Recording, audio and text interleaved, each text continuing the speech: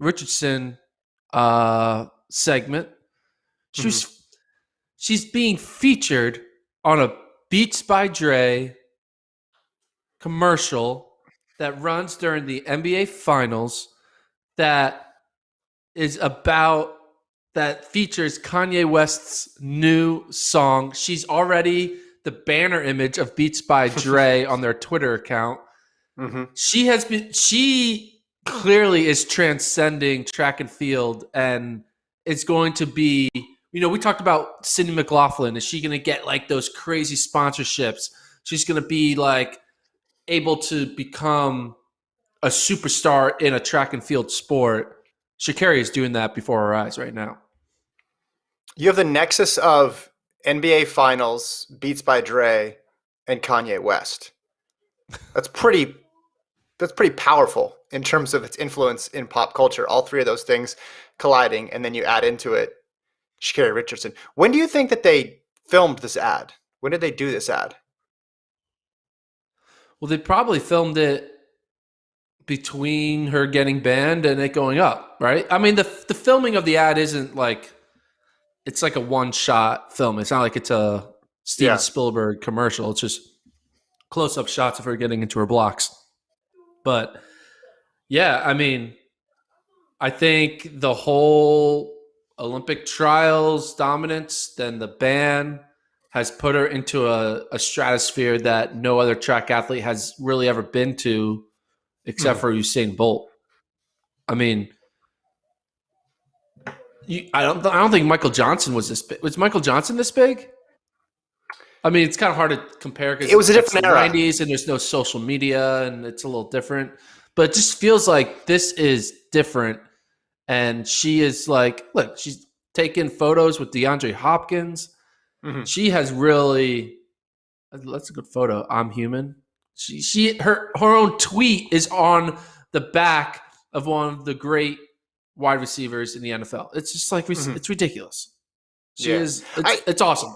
I think it's great. And that's why I think that as much as it sucks for her not to be able to go to the Olympics, this is actually a blessing in disguise because her fame and stock is just going skyrocket.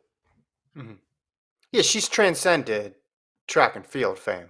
We talk about that all the Yeah. time. Who's actually somebody that people follow outside of the sport, or who's not necessarily results dependent? Because if someone goes and they win multiple gold medals at Olympics, or they do it for a couple Olympic cycles, then people are going to know them in track and field, and maybe a little bit outside of track and field, because they'll think, oh, that's that person who was on my TV a couple of years ago winning a lot, or they had this interesting backstory. With Richardson, when you're getting ads like this in prime time, when you're appearing with people like she's appearing, it's clear that it's a Sha'Carri Richardson thing. Like, credit to her. People are drawn to her story, her personality, her exploits. It's not just like, oh, she's the best track and field athlete, so she's going to fill this role for a couple of years and then we're going to plug somebody else in. No, what she's doing isn't really replicable.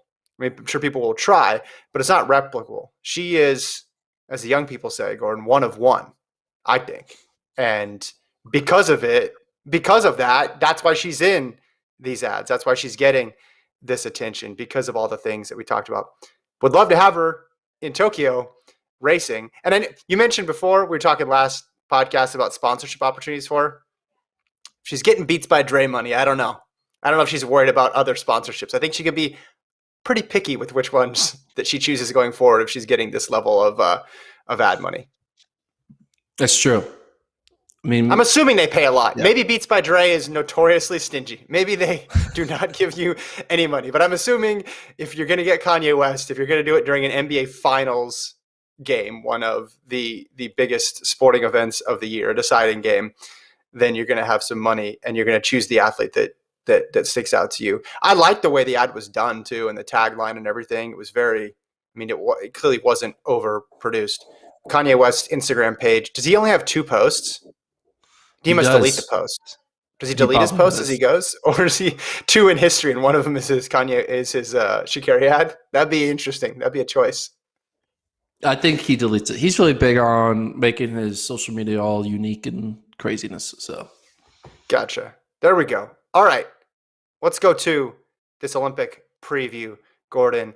And we should mention rankings are up on the site, and we'll fold that into what we're talking about with these previews. So I went through, I broke down every event, I did some deep dives, but you can also throw in, Gordon, your rankings and what you think will happen in each one of these events. I don't want to get into your 200-meter rankings right now because it's just going to take me off into a tangent because they're just completely insane. Because we're going to stay focused right now on women's field events and the marathon, and we'll maybe jump around a little bit here. But before we do that, tell me about how the rankings came together and anything that jumped out to you. Well, first of all, I remember I talked about how I spent. Remember the whole time last time I did rankings was like I stayed up to 4 a.m. Well, I didn't stay up to 4 a.m. 4 a.m. this time making these rankings. But it's interesting. Whenever you do rankings, it's a constant reminder of how diverse our sport is, with so many different disciplines, so many different events, 2 genders. I mean, I had to rank 450 athletes. It's a lot. 45 events, top 10 each. And it just kind of reminded me that, like, who is watching all 45 events? I mean, are we watching? I guess we do because we're FloTrack. But like the average, not just non-track fan who's watching the Olympics, but track fan. Like, who is interested in the women's 200, the men's 5K, the women's discus, and the men's decathlon? Like, who is interested in all 4 of those combined? Not many people. And it just, I don't know. It kind of is like, it felt like this sport, I don't know, I'm going on a little tangent, but it just reminded me, it's like, I feel like I'm the only one in the world who knows what's going on in all 45 events, because no one has the time to follow 45 different sports. Like, that's literally what you have to do. You have to follow 45 different sports. Yeah. Following one sport is hard enough. It's kind of ridiculous when you think about it. But like, you don't need to be an expert though to enjoy it, because especially around the Olympics, you jump around literally to different sports. You're not a year-round gymnastics fan, I'm guessing, but you're going to probably watch some gymnastics here or there, or you're going to catch a basketball game, or you're going to watch some swimming. So we watch it because of the moments, because of the pressure, because of the stakes involved, right? You don't need to be a crazy discus fan to remember when Robert Harding of Germany would rip off his jersey at the end of the competition and run around the track.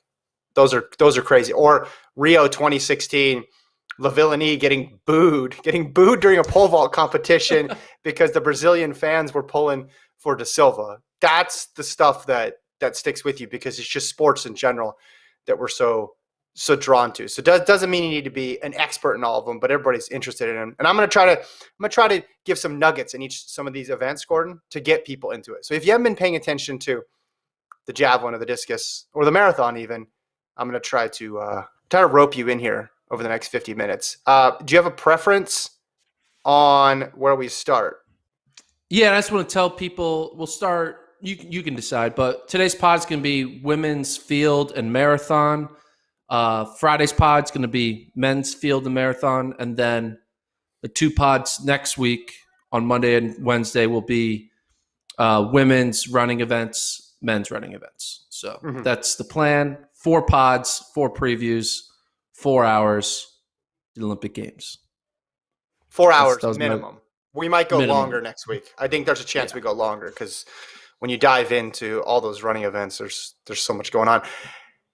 U.S. top line, when I look at women's field events and marathons, a lot of chances for medals. And 30 has always been the number that the U.S. success has been measured by. And you can argue, hey, is that just a completely arbitrary line, or is it significant of something? Can have that debate at a later time. But the U.S. could pull in a lot of different medals from different events. And starting in the field events is no different. I mean, they have a shot in a lot of these to, even in some cases, win multiple medals. Does it always work out that way? No, but if you're looking at it in the aggregate, you could have a situation where the women's field events does pull in a bunch for Team USA. Let's start with the high jump. And we can pull up your rankings as we go. So this is the women's high jump. Yaroslava Mahuchik, second in the 2019 World Championships. She's got a 2.04 personal best, but she's jumped 2.06 indoors. Just 19 years old. She comes in, Gordon, as your top seed. You see the rest of the top 5 there. But hiding down there in 7th is Maria Laschine, competing for the authorized neutral athletes out there. She has won 3 straight world titles. She has a 2.06 PB. She's only jumped 2 meters this year outdoors, but I think she's hiding a bit in plain sight when it comes to this women's field. An interesting thing in general in the field events, well, I guess you could say track events in general, because of restrictions on travel, it was kind of hard to get a good picture and get a lot of head-to-heads this year. So some of these athletes only competed in country, and they probably competed in lower tier competitions. So it's a bit more challenging to sort out, hey, is this person ready, but they're just not competing in diamond leagues because of they don't want to mess with travel, or are they good to go, or are they in trouble? Are they a lesser form of themselves? So you see the top 5, top 10 there. Vashti Cunningham, of course, leading the way for the U.S. But what do you think of this women's high jump competition? Well, I want to dive into, you said how it's kind of hard to read the regular season because there's not as much cross competition. Yeah, in some Do events. you need, but like in field events, does that matter? I mean, how much does the field that you're jumping against or throwing against matter when it comes to your personal performance and what it means about where you're at, skill wise? Because I don't think, I think that only really matters in distance races. Maybe a little bit in sprints, but like there's no sit and kick high jump. But there's pressure involved that gets put on you when another competitor puts a big jump out there that I think is relevant when we talk about the Olympics. And in the case of something like the discus, which we'll get into later, of course, the conditions matter a whole bunch. Javelin as well too. So that's why I bring it up. Now, again, it's not at every event, it's not every athlete, but I just notice it going through some of these profiles. Some people never left their country. They just stayed in Australia or they stayed in Russia and they just did their event 5 or 6 times, and they are good enough to get mentioned, but it wasn't like they had a full complement of Diamond League meets to compare against everybody. Not everybody. That wasn't the case with every single athlete, but it did happen quite a bit. Yeah. From an American's perspective, when I look at the women's high jump, I think Vashti is a solid medal contender. I have her ranked 3rd. I think she is capable of winning, but I think she would need a perfect day and need one or two of the women to kind of have off days. But she has consistently shown that she can be, a 198, 199, 2-meter jumper, which I feel like if you can do that consistently through the entire regular season, when you get to that ultimate pressure point of a world championship or an Olympic Games, you got to be able to I think that 2 meters becomes the barrier for medaling. I don't think we'll have four women jump over 2 meters. So as long as you're one of the 3 that can jump over 2 meters, I think you will win a medal. That's a great point. And for all these, I put in the percent chance that the U.S. can medal. And with this one, Vashti obviously is the big hope for the U.S. and she could get gold. That's definitely a possibility. But Mahuchik, Laschine, McDermott from Australia, it's crowded there at the top. So I have their medal odds right now, the Team USA, at 50%. So it's basically, that's a Vashti Cunningham pick, basically, a 50% chance that she gets a medal. Lower chance, obviously, to get a gold, but she's once again in the mix. Remember, she got bronze in Doha. She got her PB this year, 2.02. 50%, that might be a little low. Now that I think about it, maybe it's 60, 65%. But it is tough when you're talking about you only have your options are 1st, 2nd, and 3rd if you're trying to medal, right? And if you have somebody already that you feel really good about, like Mahuchik up there, okay, it's the rest of the field for those 2 spots. So 50% is still pretty high considering the numbers. Yeah. And I mean, she did win World Indoors in 2016, which seems like forever ago, but she has been able to do well at international competition. She dominates the U.S. competition, and I think she's gonna find a way to medal. I have her third. I feel like she'll finish third or second. Okay, Gordon's pick there officially. Wait, you're just going off your rankings, correct? So you're going to go Mahuchik, McDermott, and Cunningham. Yeah, I'm gonna live by my By the rankings. I'm gonna live and die by my rankings. by the way, Australia solid across the board. Another takeaway from this. So if you're listening in Australia, you need to be tuning in here to the women's field events. They got people in a series of events that could make some noise here. Let's move on. Women's pole vault. Sidorova, another authorized neutral athlete who won in Doha, 495 PB. But the story here, if you're a U.S. fan, is Katie Najat, Sandy Morris, that duo, seeing if they can get gold, perhaps gold, silver. Najat has 5 of the 8 best vaults in the year, Gordon. She's been really consistent. She's also vaulted 495. She's won a couple Diamond Leagues. Doesn't have the championship success yet, but her season's lining up for that. Sandy Morris, silver last 3 outdoor championships. She's got the American record. She's vaulted 5 meters. Then you have other people like Holly Bradshaw, Nina Kennedy of Australia, and Stefanidi in the mix. But you look at Najat's season, if you want to make a pick of somebody who's been consistent, I think you got to go with Najat. Yeah, 100%. Najat this is her moment to kind of take over. Like when you look at the women's pole vault on the U.S. side, it was Jen Scher's, and everyone else. Like she kind of dominated the field for the U.S. And then kind of Sandy Morris took over that mantle the past 4 or 5 years. And I feel like Najat is primed to now take over Morris. Morris still hasn't lost anything. Morris is still going to be a factor the same way Jen Scher was still a factor during Morris's dominance. But I think Najat, I mean, you look at that. She's jumped 495, 493, 490, 485, 484. And Sandy Morris has only done 484. So she's been consistently jumping. She's having a dominant season the same way Mondo has been dominant in his pole vaulting. Mm-hmm. Yeah, if Morris can recapture the 5 meter form, obviously she's going to be tough to beat, but you have to like the consistency of Najat. I put U.S. medal odds here, Gordon, at 85%. 85%. Too high, too low? I feel like it's higher. The odds Pump it that up. both Najat and Morris don't medal, finish 4-5. I don't know, man. I mean, I would say that at like 90% chance.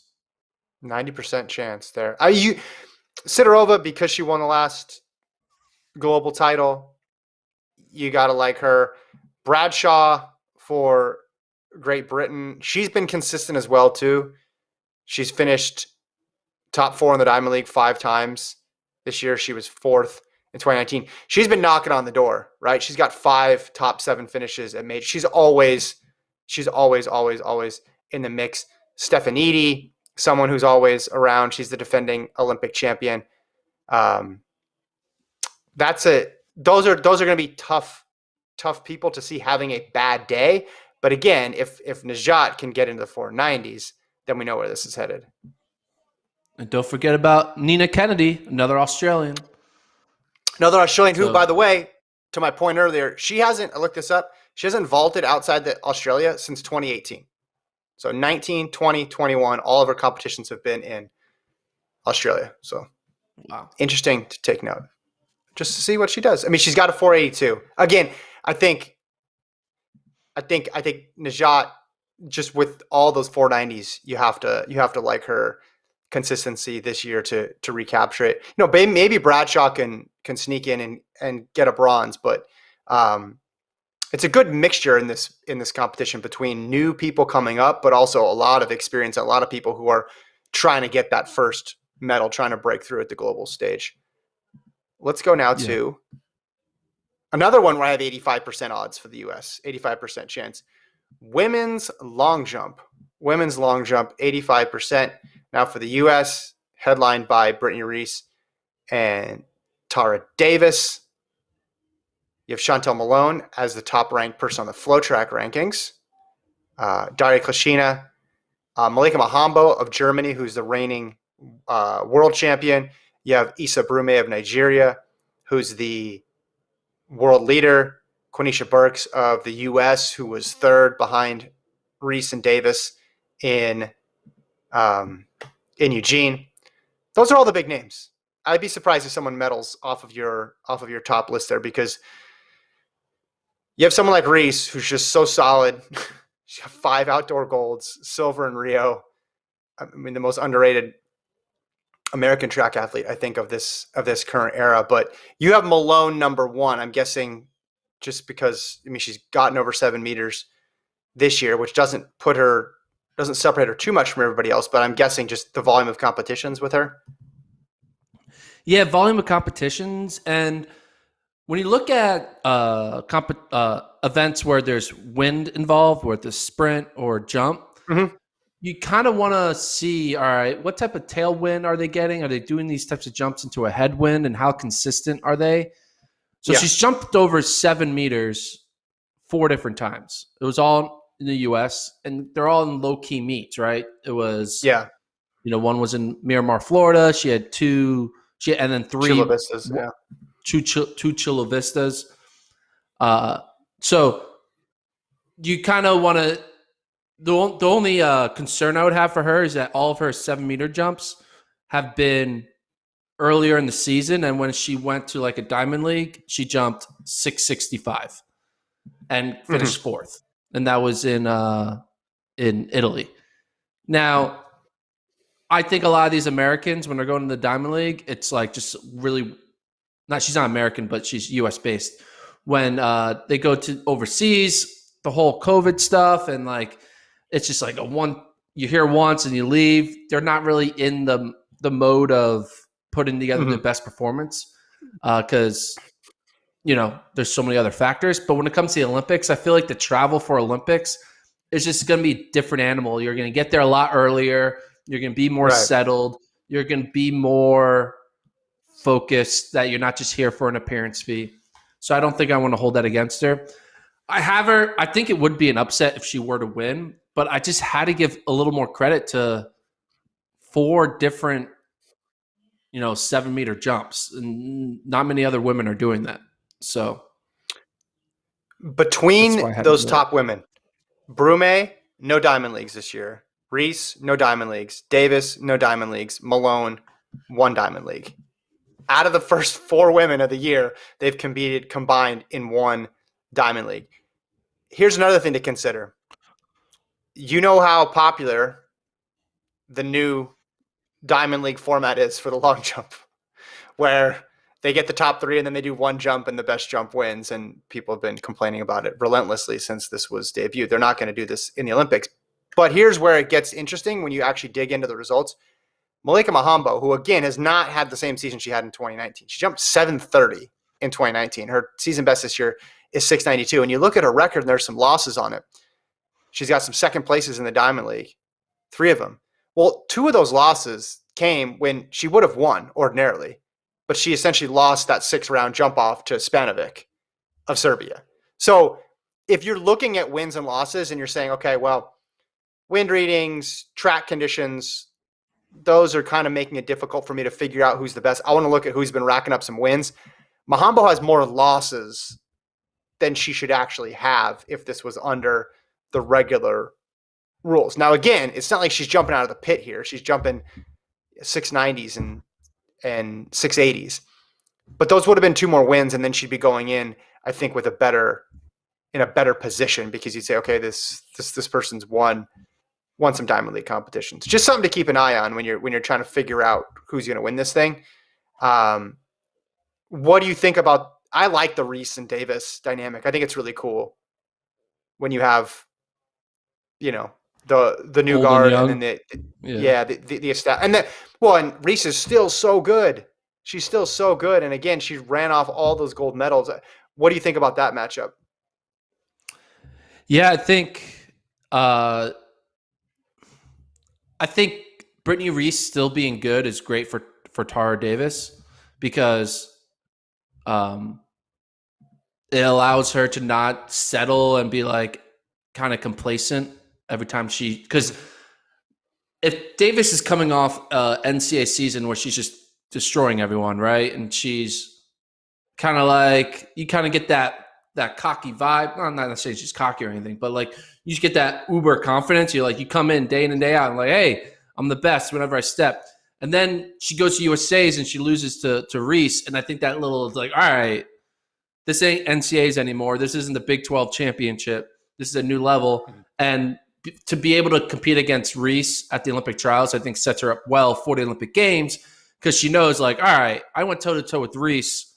And there's no one else who's really going to there's not like 20 other Reeses at the Olympic Games. There's maybe 2 or 3 other. So she's more prepared. So I think when she competes at the Olympic Games for the first time, I think it's going to feel more normal to her because she'll be like, all right, well, I've jumped against Reese before and she beat me, but I was with her. As long as I'm near her, I should be a medal contender. And that's what I think we have right here. I have them getting second and third. The more and more I think about it, the Malone pick, I think it might not happen. I'm starting to fall out of love with my own rankings, but I just had to go by what I'm going by, and I'm putting her up number 1. Hey, upsets happen, and maybe this is the one upset that the rankings successfully predict. Yeah. Well, you have someone like Spanovic in 9th, and I get it because of the mark she's put out this year. But then, she does have the wins. You want to put asterisks on them, you can. But she was at least she's in the mix in all these diamond leagues at the very least. You can say the long jump rules are not fair and don't reward the best jumper. But someone like that I could see popping up there as well too. I think this is going to be a real fun competition. I have the U.S. chances at 85%. What do you think of those? Too low again? Too high? I'm counting on Reese or Davis. I think I'm counting on 90. Sorry, I was off by 5%. I'm counting on Reese or Davis to pop a big one. They're too good. They're too talented. Reese has too much experience. One of those two is going to come through and hit something big. Yeah, I think women's pole vault, women's long jump both have potential to get us 2 medalists. So USA might collect 4 medals in that situation. I'm excited to look back on all the events before the Olympics actually start. Once we kind of project what our like you said, our potential, the US's potential medal haul. It could be way over 30. The more and more I look at it. I'll give my official number on our final one on Wednesday once I total all these up. I'll take all my percentages and I'll put them. It'll be like when people predict NFL schedule, like win every single game, over-unders. And then they end up. Yeah. Well, no, they predict every single, and it doesn't like equal out to the right amount because they have like every team like going 9-7 or something. That's how it's going to be. There's just not going to be enough medals for how many I predict. No, I just think in a competition like the Olympics that's very unpredictable, you have to have more than one way to medal. If you're just counting on one person, that could go against you a lot of times. So if you have 2 people and one of the people is a proven championship competitor, you like your chances that one of them is going to go through and get a medal at the very least. But yeah, gold, silver is definitely a possibility too. Tara Davis could win gold. Brittany Reese could win gold. Those are not bold picks if they happen based on what both of them have done throughout their careers. Let's stay on the jumps. Triple jump now. Triple jump. Yulimar Rojas, big favorite. Big favorite. She got the top 5 marks of the season. She's only 7 centimeters off the world record. So if you're on world record watch, Gordon, make sure you pay attention to this one. She only has 1 loss on the year, and that was to Shanika Ricketts in Monaco when Rojas actually had the better jump, but because they went to the final jump, what's that called? What's that thing called that they're definitely going to get rid of for next year? But it's the 6th jump. I don't know. Golden jump. I'm not sure. This is Rojas's to lose. If you pull up your rankings here, we have Povea of Cuba, 2nd, Ricketts, as I mentioned, of Jamaica in 3rd. You have Couture Orji of the U.S. in 4th. She was the trials champion, but 5th in Gateshead Diamond League, 5th in Monaco.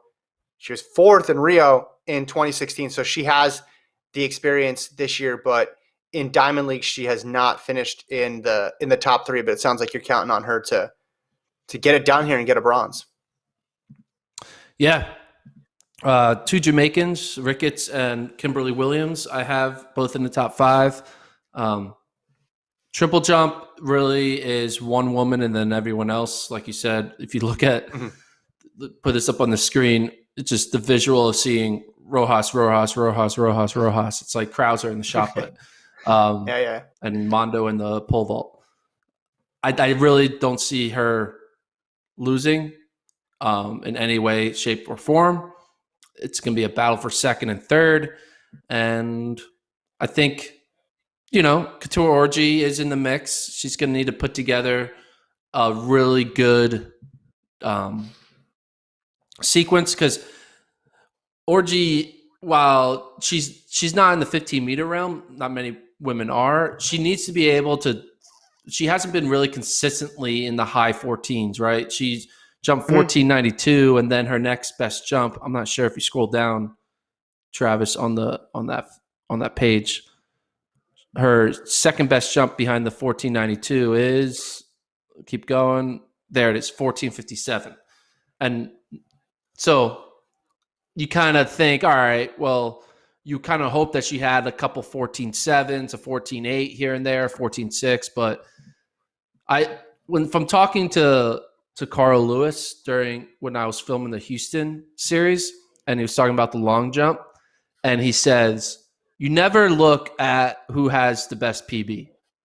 You look at who has the most consistent average, because people can always one-off jump something anytime, day or night. But the question is, can they consistently do it? Like, they need to be able to. He's more impressed with a lower PB that happens more often than a higher PB that only happens once. And so the key to really jumping is seeing who has consistently put up a higher PB. Yeah. So are you putting more weight? It. Are you putting more weight, not just in this event, but all the other events, on a trials result versus a Chula Vista result, where a lot of these field event performances come from the U.S.?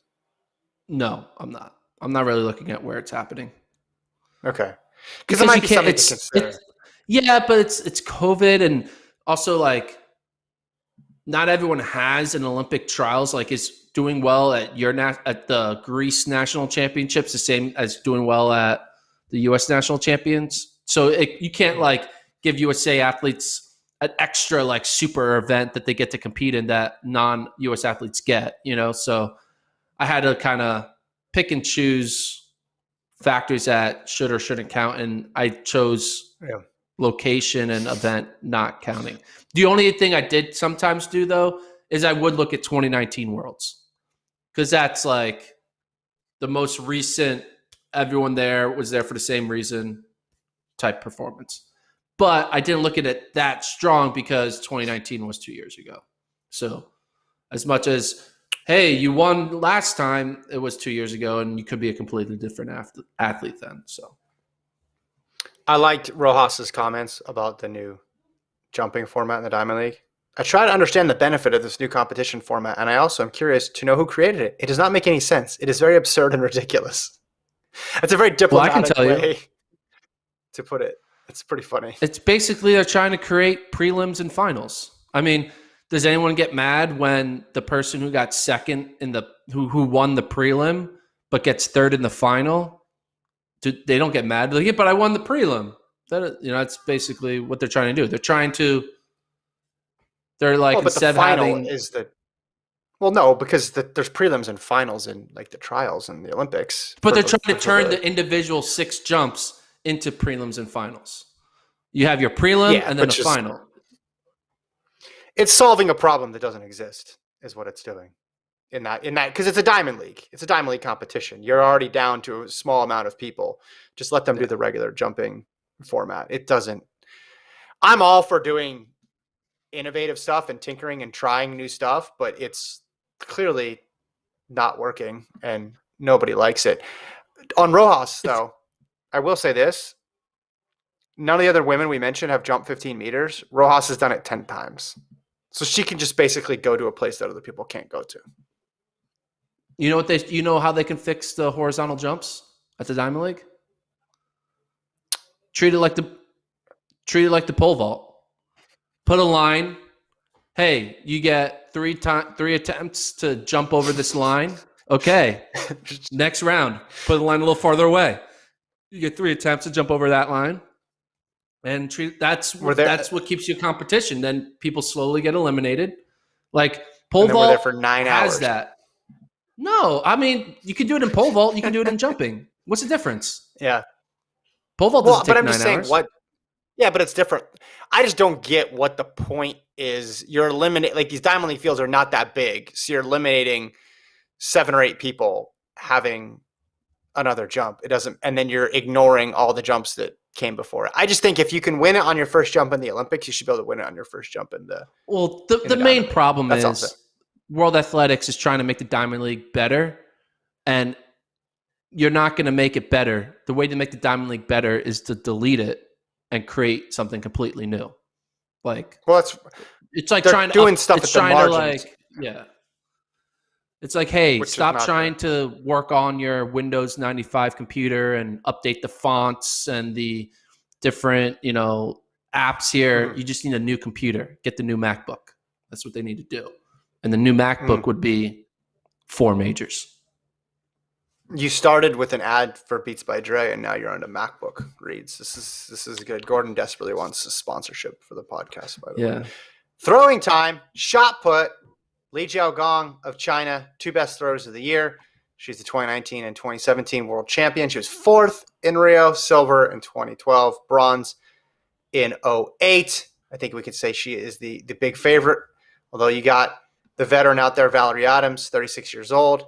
She was the 2008 and 12 champions, silver in 2016. She actually won every major championship from 2008 to 13, had a nice little run. She's got a 21-24 PB, but that was from years ago. 19.75 is her best mark of the year. I think the U.S. will be in the mix for medals here. I put them at a 30% chance with Jessica Ramsey, who has the second best thrower in the world this year. She ran 20.12 at the trials. Raven Saunders in there as well. And she ran 20.12 at the trials? Damn, she got some fast 200 speed. She went 20.12. She went 20.12. It was the 200s were fast. The 200s were fast this year. Oriol Dongmo of Portugal, 19.75, and won the Gateshead Diamond League. I want to mention, but I think Gong is so solid. This is the scenario that I was talking about before. You basically have 2 medals available here. Yeah, I'd agree with that. I'll be pulling for Valerie Adams. I'm a big Steven Adams fan. The OKC Thunder legend of Steven Adams, trying to turn us into the NBA podcast. But maybe a future Sixer. Valerie Simmons for Adams. Who says no?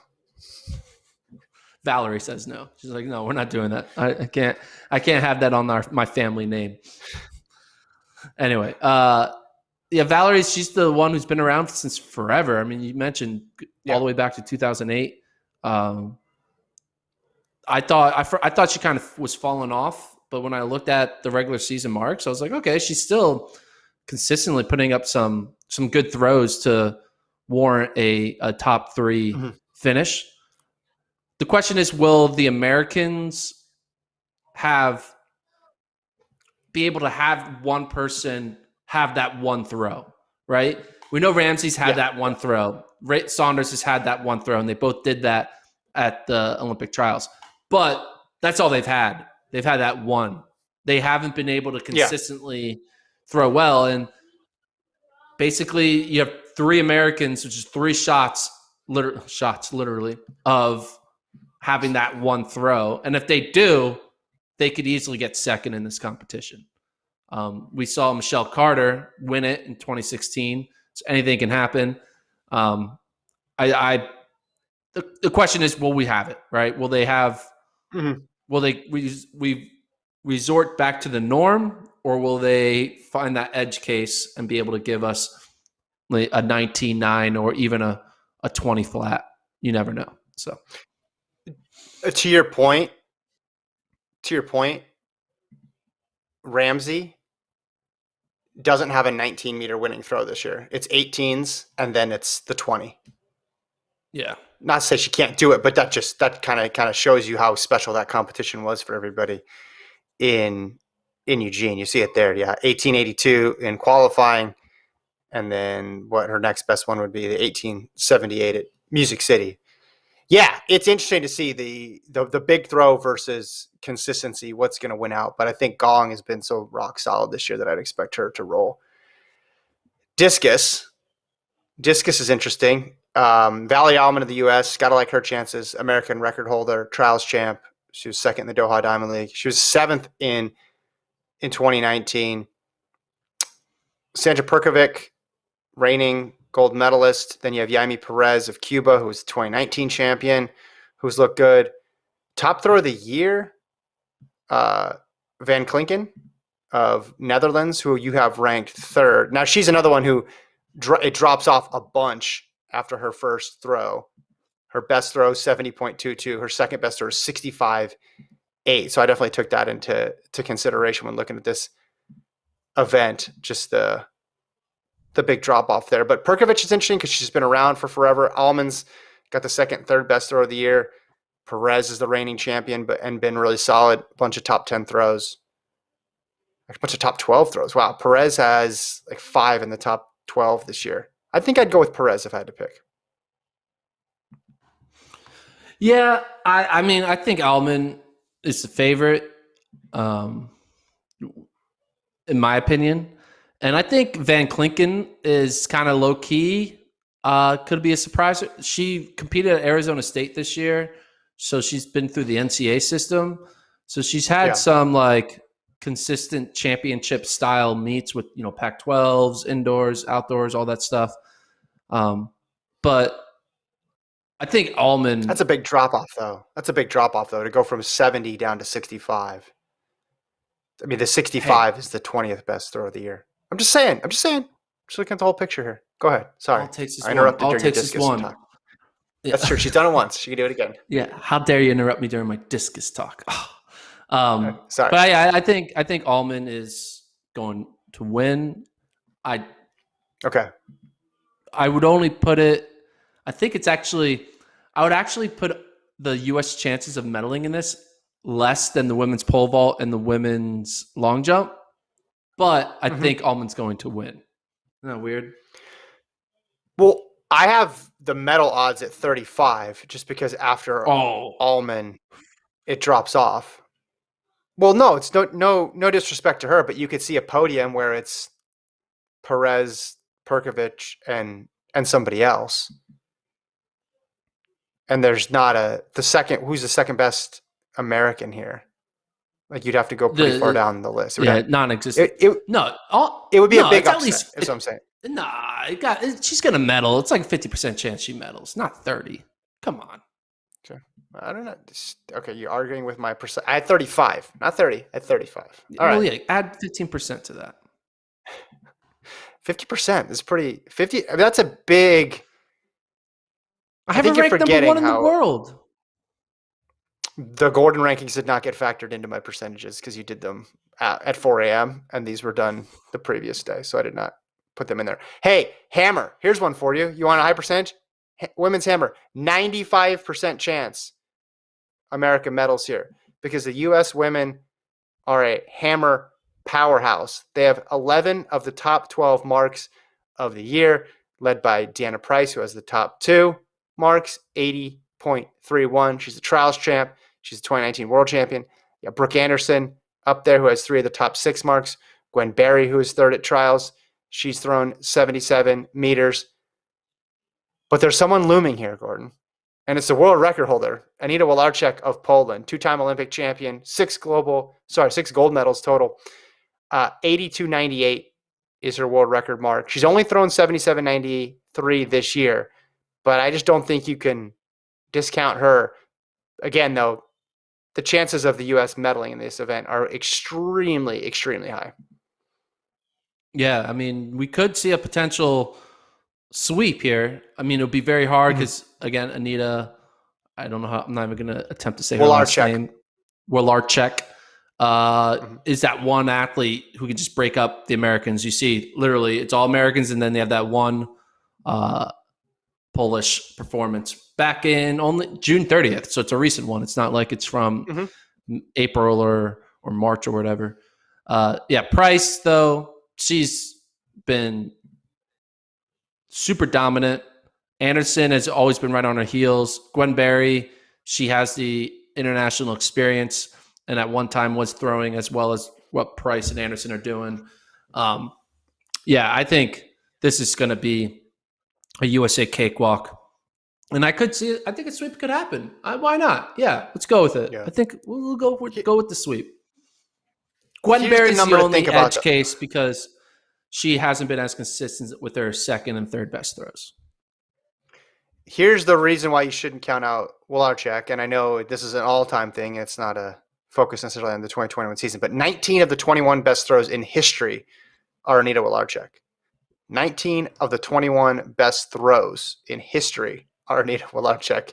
Now, one of the people breaking that up, Deanna Price, with that 80.31, that American record. But Wilarchek is absolutely really, really solid. Now, from that group of throws that I just talked about, most of them are from years past. The most recent one is a 2018 throw. So she'd have to recapture it. But she's thrown 77.9 this year. Maybe she bumps that up to 78. Maybe Price and Anderson have an off day and she gets the gold. But I think 95 might even be too conservative for U.S. medal odds in this event. This might be one of the highest ones of the entire meet, U.S. women's hammer. You going with 99? No. I thought you said Kevin. Yeah. Are you going with 100%? I'm not going with the house. I thought that's you going with the house? That U.S. women will at least have one medal in the hammer throw? Come on, do it. Double down on the house.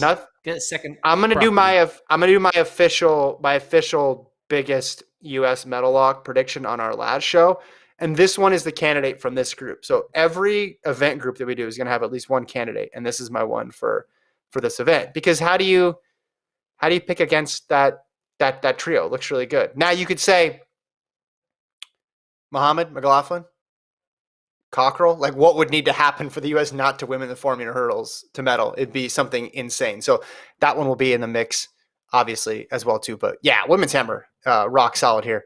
Let's go to the javelin. We got 3 events left: javelin, heptathlon, and the marathon. Let's put those javelin rankings up. There they are. You have Christine Hussong of Germany, and then Maria Andrzejczyk of Poland, 1-2. Then Maggie Malone, number 3 for the U.S., who, by the way, broke her own American record this week. So she's in good form. Liu of China in 4th. Victoria Hudson of Austria in 5. And then Catherine Mitchell of Gordon? Australia. There you go. In there in 6. Also, can't out Kelsey Lee Barber of Australia, another one who was the 2019 gold medalist. She hasn't done well this year, only 3rd in Oslo, but she could be in the mix. Also, Barbara Spakatova of Czech Republic. She was gold in 2012 and then bronze in 2016. She's a veteran out there. But I think I agree with your rankings. Hussong's been really solid. She was 4th in 2019, but has 5 of the top 9 marks this year. Here's the thing I have a feeling that, a lot of times the field events are under-watched and under-analyzed, and not as people know these names that you're listing. Not today. You've been listing off like 5 different names, and I'm sure a lot of our viewers and listeners don't really know who these people are. But here's why this podcast will be not just informational for you, but profitable. You can gamble on the Olympic Games. And I plan on gambling $100 on every track and field event, all 45 events. Mm-hmm. I'm going to put $100 down and try to come out on top. But there's going to be some really good odds on some people who, like, the odds makers are also not in the same book with knowing how the women's javelin throw is going to go, and being able to recognize that Christine Hussong of Germany is a very likely candidate to probably win. Like, they might put Maria Andrzejczyk as the favorite because she has the best mark. But we know, looking at this list, odds are Husang is probably going to win. That'll be worth putting your $100 down on to make a couple bucks, provided you live in Pennsylvania or wherever state you're allowed to do it in. I have a cousin in Pennsylvania, so he's going to be gambling for me all week long. But yeah, so I suggest you find a way to get a little extra cash on hand and go off for these rankings. And I am not responsible if you lose, but I am 100% responsible if you win. So that's how it's going. Owen in the chat says $100 on each event. They're paying you too well. Yes, they are paying Gordon too well. So the reason on Andrzejczyk, the reason to be skeptical here, 71.40, but her next best throw is 63.63. She was second in both the Monaco and Oslo Diamond League. So she's solid. So I wouldn't count her out. I wouldn't bet $100 on this personally. But they maybe need to check that javelin. Maybe she was throwing like a Nerf javelin, with that whistle. Remember the little Nerf footballs, that little arrow and a whistler? Yeah. Maybe that's what she was doing at the European Throwing Cup. You're saying that is such an outlier. Look at this track. That is such an outlier. She has that one mark. Everything else is 65 to 67. The rest of the regulars. Yeah, she definitely. By the way, did you see? Javelin. That was a Nerf javelin. Did you see that they went back and looked at the Alex Wilson 100?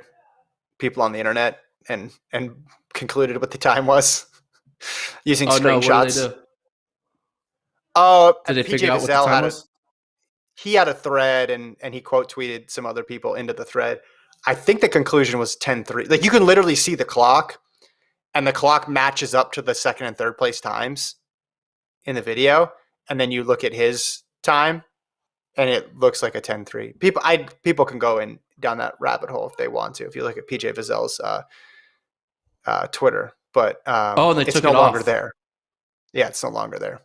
I got updated. I think the rule is World Athletics' rule is if enough people tweet about it being suspicious, it just gets taken down. There's a certain engagement metric it hits, and then it just doesn't count anymore. Fair enough. I think that's it. Yeah. All right. What's left? Oh, heptathlon. Heptathlon's super interesting. So here you have KJT, Katarina Johnson-Thompson, 2019 champ, and Nafi Thiam of Belgium, who's the Rio champ. They've dominated this event since 2016, but they haven't done a multi-event competition this year. Johnson-Thompson only has 2 results just in general. But you have to like their chances just because they've been so good in major competitions. Then you have the U.S. presence here. Annie Coons, Erica Bogard, Kendall Williams. They're solid. They're absolutely solid. Annie Coons, 67.03. I looked it up, Gordon. 6,700 points, has medaled in every single heptathlon competition, world championships, and Olympics, except for one in history. So if you get to 6,700, you're going to be in a good spot. Most cases, you get to 6,600, you're going to be a good spot. So I think that bodes well for Team USA. The big multi-event competition that happens every year outside of the major championships is in Götzis, and that was won this year by Xenia Christian. So I think you got to give her some credit here and put her in the mix. But when the big dogs haven't done it yet this year, I just have a feeling that we don't really know what to expect from this event. So this would be one that would be very risky to be too confident about. Christian, she put up 66.51 at Götzis, which is good, but that would have been behind all 3 Americans at the trials. Yeah. The multi-events, like you said, hard to calculate. You got to look at, you don't do as many. It's not like the 100 where you're doing it like 6 times in a year. You're maybe doing it one time every 2 years sometimes.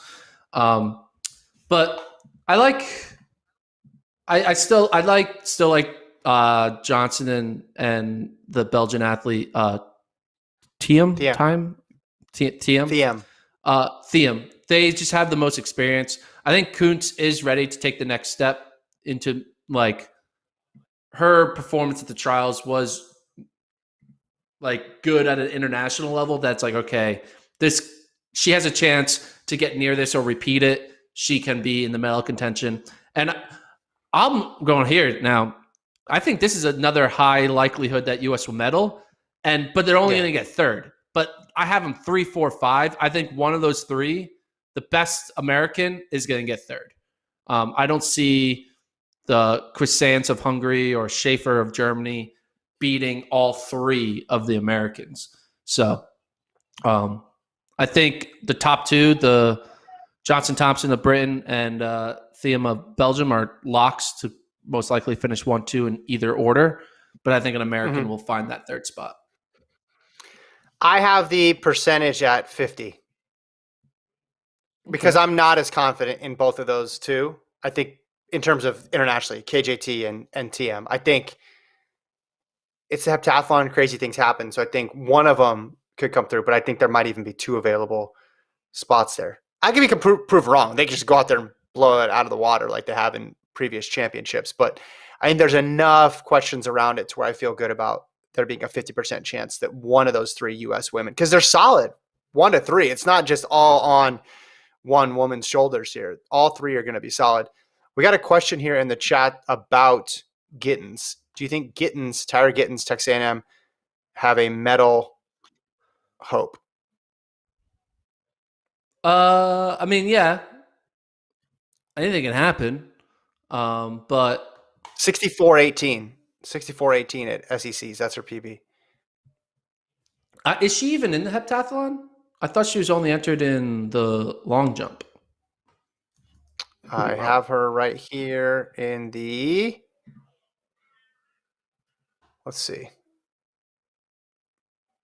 Oh, you're right. She's not entered. So I do not have her as a medal hope. Yes. Here. So there you go.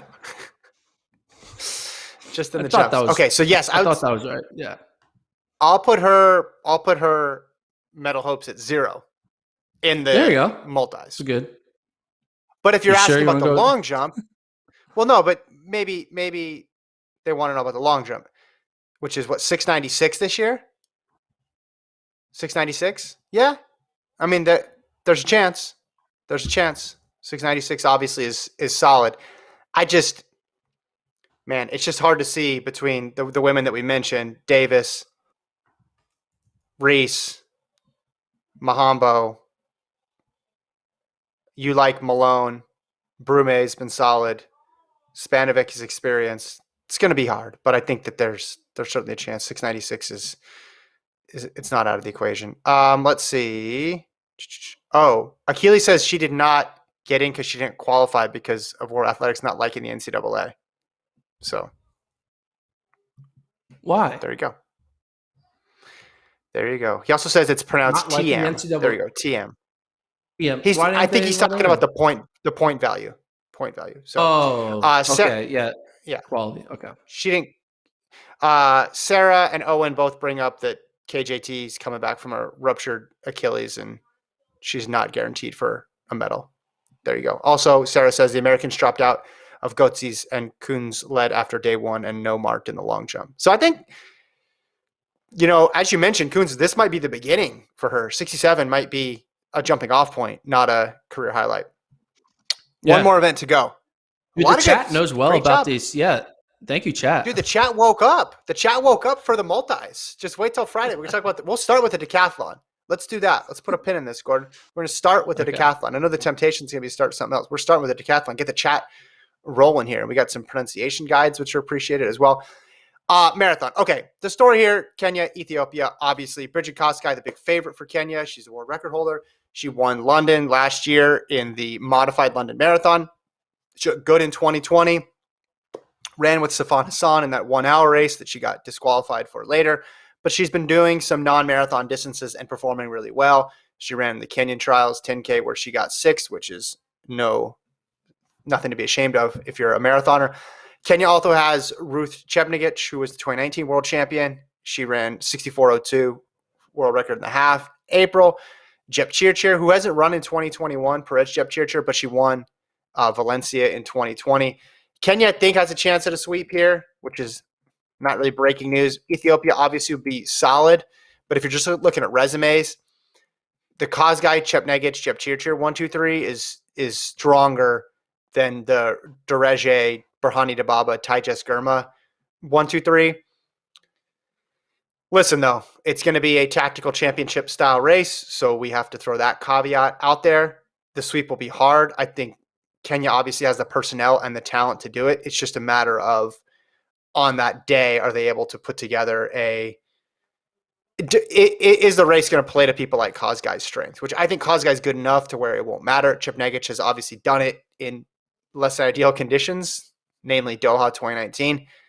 So I think Kenya can do it. I'd put their over-under, though, at like 2.5 medals. I feel like you're forgetting about, I know, talking about Kenyan sweep, Ethiopia has a great 1, 2, 3, but I really think the Israeli athlete is the one who could break it up. Yeah. And she was, she won the Tokyo Marathon in 2020.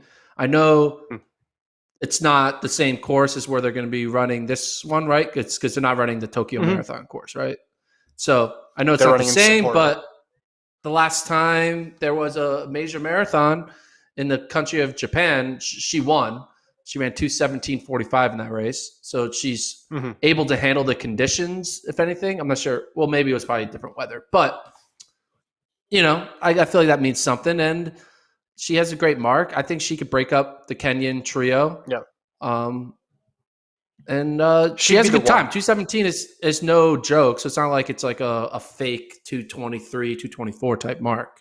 So she'd be the one. Now, also with Salpeter, should be mentioned, in 2020, she won the Israeli title in the 800 and the 1500, as well as the 3000 and the 5,000. She ran every event at their championships. 206 in that 800. So solid speed there for Salpeter. Yeah, you look at the countries that have the one, because you do want to be careful that you're not just defaulting to Kenya and Ethiopia in these marathon races. So you want to consider people like Salpeter. I just think you have a woman who's run 2:14 in Kosgei, and then you have Chepnich and Jepchirchir, who have been great in the marathon too, but also have these ridiculously fast half marathon PBs. I think it's going to be tough for anybody to keep pace. In terms of medal odds for the marathon for the U.S., I have it at 5%, just because the field is really good. The field is really good, and people can say, well, maybe if it was a different team or they did the trials this year. No, it was going to be hard regardless. So you got Chulimak, you got Seidel, you got Sally Kipyego. Again, in a championship setting, with the weather being weird, you can't really count anybody out here for it. But I think 5% is about right, because it's going to take a lot of things going the U.S.'s way to medal. Now, I will tell you, I think it was back in 2012, I did the odds for every single medal event. I was writing for my own blog then, and I had women's steeple at 1%, which was true at the time. But then, like 4 years later, it's like you don't even think about a world where Emma Coburn and Courtney Frericks aren't in the mix. But just my point is you have to take every field individually. And in this field, it's really going to be tough. I would think 5% high. I would be like 1% or like 0.5%. I just don't even see any scenario where, there's an open spot for a medal. Like, there's no Galen Rupp on that women's team. I mean, literally there isn't a Galen Rupp, but like, there's no one who's like consistently been able to show that they've been able to compete at the international level. I mean, Molly Seidel, she's only run one marathon, and it was been against Americans. So Sally Kipyego, but she's kind of on the twilight of her career, and Alfie Tulimak is coming off of having a kid. So there's not like that. You might be a little more confident in Alfie if she was like coming off of like consistent training and like was just coming off that, running a bunch of road races, but they're not. It's not. No one is 100%. So, I mean, maybe they're 100%, but like they're not like coming off of finishing top 3 at a major. Like none of them are doing that. So I would look at it. Yeah, I'm looking at the results. I'm looking at the results for this year. Tuliamuk 32:43 on the 4th of July in Atlanta in a 10K. Seidel has run a few times. Again, she ran pretty well in London, right? After the trials, she ran that 2:25 last year, but this year she's run 2 half marathons and a 10,000. But this is the case with everybody because of how the world is right now and the limited racing opportunities on the road, that it's tough to get a read. Kipyego ran a 15K and a 10,000, one of the sound running events in 31:30. Yeah, it's going to be tough. The path is some of the favorites go out way too fast or drop out or the weather gets bad and the whole race gets mucked up and other people take advantage of, which we've seen in the Olympics before. We've seen in the World Championships before. It would not be the first time something like that happens, but I put it at 5% right now. So when you analyze the marathon and you see how many Ethiopians and Kenyans aren't going to be worthy Ethiopians and worthy Kenyans aren't going to be on the Olympic, like in the Olympic marathon, it's just like ridiculous. Like if you were to include Ethiopia and Kenya, like as many as they want, most of the countries would finish like 50th. Like it's kind of ridiculous. Like the marathon is that one event where there's just a super dominant countries in Ethiopia and Kenya, where this one 3 per country turns I am 90th best in the world to all of a sudden I could be top 10 in the world. It's like ridiculous in my opinion. Women's more than any hurdles. other event. Women's hammer throw? No. Like you're lumping 2 countries together though. You're saying Kenya and Ethiopia. If you could do a 2-country combo in every single event, I'll take one country. Okay, I'll just do Kenya. You can take the 30th best Kenyan, right? If you take like the 30th best Kenyan and put them, give them the 3rd spot on the Kenyan marathon team, that Kenyan would finish top 10. That Kenyan would finish top 10. The 30th best, you take the 30th best American. Hold on. And now put them on. You take the 30th best American and put them on a marathon team. They're not going to finish top 10. No. I'm not saying American. I'm saying, hold on. I'm going to look up the 30th best men's 100-meter runner. Actually, Travis, are you still there? I can get it. Because I'm actually curious about this. You're saying top 10? Yeah, the 30th. Yeah.